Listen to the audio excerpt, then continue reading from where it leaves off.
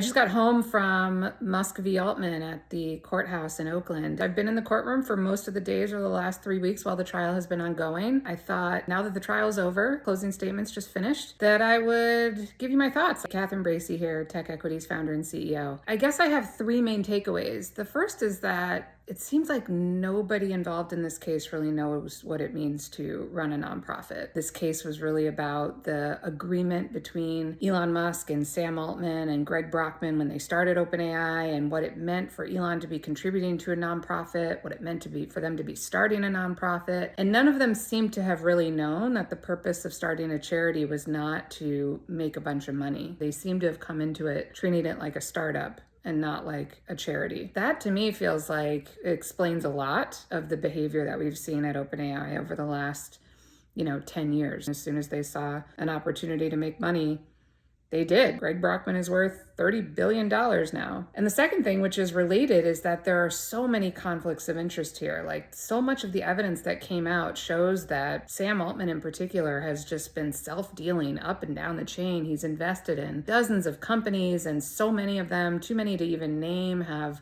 now vendor agreements with OpenAI, which enrich Sam Altman on the other end. That feels really inappropriate to me as the founder and CEO and board member of a nonprofit myself. If I were telling my board that, hey, I'm invested in this company over here, and I think we should do a deal with that company. Yeah, I'm going to get rich, but I'll recuse myself from the boat. Wink, wink, nod, nod. And it didn't just happen once, it happened several times. And then the third thing, which I think is probably the most infuriating to me, is that the voice of the public is nowhere in this. And of course, OpenAI made commitments to Elon Musk when they took his money, but they also made commitments to the public when they established themselves as a nonprofit. And, a lot of these arguments were technicalities over whether Elon Musk had standing to bring the case in the first place. And none of them were really arguments about whether OpenAI had violated the charitable trust, had violated nonprofit law, whether it was inappropriate for them to be doing all of this self-dealing, whether it was inappropriate for them to be making deals with the Defense Department to build autonomous weapons. The fact that they're under criminal investigation